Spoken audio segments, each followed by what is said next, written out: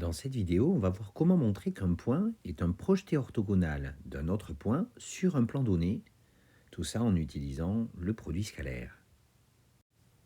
Dans cet exercice, on se place dans un repère orthonormé, ce qui nous permet d'utiliser le produit scalaire, avoir tous les calculs de distance avec les coordonnées que l'on souhaite.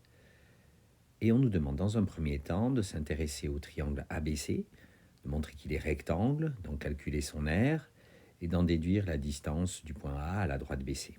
Puis, dans un deuxième temps, de montrer qu'un point D' est le projeté orthogonal de D sur ce plan ABC, pour en déduire enfin le volume du tétraèdre, c'est-à-dire de la pyramide à base triangulaire, ABCD. Mettez en pause cette vidéo pour pouvoir faire cet exercice. On veut montrer que le triangle ABC est rectangle en A. Pour ça, il suffit de déterminer les coordonnées du vecteur AB et du vecteur AC et d'en calculer le produit scalaire. Donc le vecteur AB, il a pour coordonnées 1, moins 1, 0. Le vecteur AC, il a pour coordonnées après calcul 1, 1, 4 tiers. Et donc on calcule le produit scalaire, AB scalaire AC, et on trouve que ça fait 1 fois 1, moins 1 fois 1, plus 0 fois 4 tiers, ce qui donne bien 0. Les vecteurs AB et AC sont orthogonaux. Le triangle ABC est bien rectangle en A. Comme il est rectangle en A, il est très simple d'en déterminer son aire. L'aire de ABC, c'est donc le produit des distances ou des deux côtés de l'angle droit divisé par 2. Donc ici, c'est AB fois AC divisé par 2. Alors on calcule AB, la distance AB, c'est la norme du vecteur AB, et on trouve que c'est racine carrée de 2. La norme du vecteur AC, la distance AC, c'est égal à la racine carrée de 1 au carré plus 1 au carré plus 4 tiers au carré, ce qui donne racine carrée de 34 neuvièmes, ce qui donne racine carrée de 34 sur 3. Et donc on peut calculer son aire, ce qui donne racine carrée de 2 fois racine carrée de 34 sur 3, le tout divisé par 2. Et racine carrée de 34, c'est racine carrée de 2 fois racine carrée de 17. On peut donc simplifier par 2 et on trouve que cette aire, c'est donc racine carrée de 17 sur 3 unités d'aire. Reste à déterminer la distance du point A à la droite BC. Alors pour ça ici, en fait, on va donc clairement considérer H, le projeté orthogonal de A sur la droite BC. Connaître la distance du point A à la droite BC, c'est donc connaître la distance AH. Or, cette distance AH, elle intervient aussi dans le calcul de l'aire de ce triangle ABC qu'on vient de calculer. L'aire de ABC, c'est aussi AH fois BC divisé par 2. Hauteur fois base divisé par 2. Donc, on calcule la longueur BC. On trouve que les coordonnées du vecteur BC, c'est 0, 2 et 4 tiers. Et donc, la longueur BC, elle est égale à précalcul à racine carrée de 52 sur 3, ce qu'on peut simplifier en 2 racine carrée de 13 sur 3.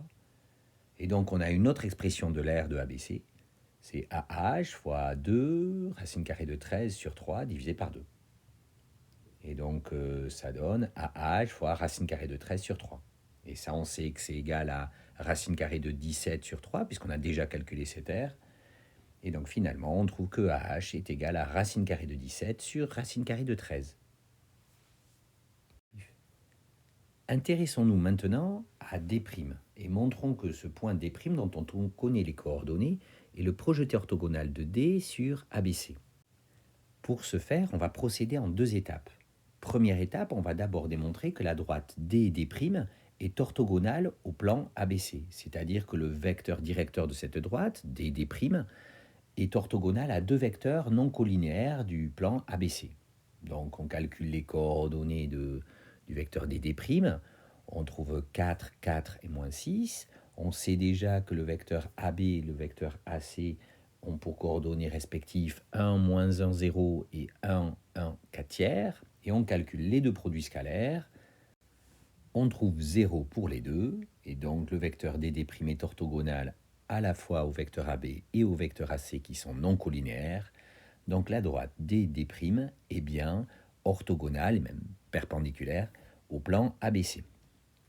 La deuxième étape, pour vraiment démontrer que D' est le projeté orthogonal de D sur ABC, c'est de maintenant démontrer que D' est un point du plan ABC. Autrement dit, que D', A, B et C sont coplanaires. Pour ce faire, il faut par exemple démontrer que le vecteur AD' est une combinaison linéaire du vecteur AB et du vecteur AC, qui sont une base vectorielle de ce plan ABC.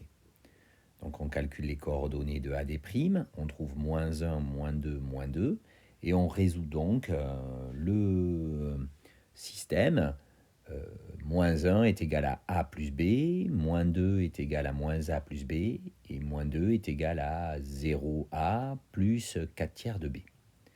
Donc en faisant la combinaison linéaire des deux premières lignes L1 plus L2, on trouve que 2B est égal à moins 3, donc B est égal à moins 3 demi.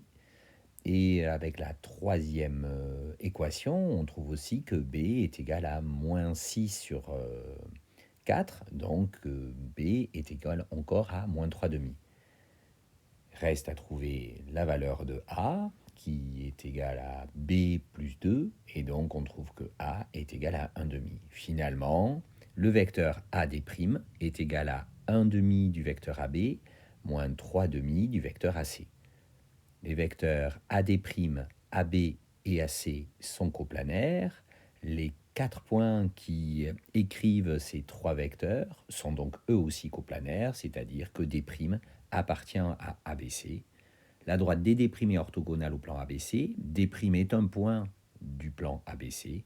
Donc D' est bien le projeté orthogonal de D sur le plan ABC.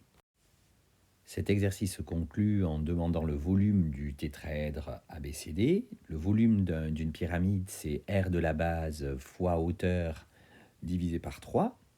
Ici, la base, c'est le triangle ABC, dont on connaît déjà l'aire. Et la hauteur, c'est D', puisque D est le quatrième sommet de ce tétraèdre et que D' est le projeté orthogonal de D sur le plan ABC. Donc D', c'est la hauteur du tétraèdre issu de D. Et donc, on calcule la longueur des D'. On trouve que la longueur des D' est égale à racine carrée de 68, c'est-à-dire 2 racine carrée de 17. On savait déjà que l'aire de ABC, c'était racine carrée de 17 sur 3. Et on a donc un calcul final qui nous donne racine carrée de 17 sur 3 fois 2 racine carrée de 17, le tout sur 3, ce qui donne 17 fois 2 neuvièmes, c'est-à-dire 34 neuvièmes unités de volume.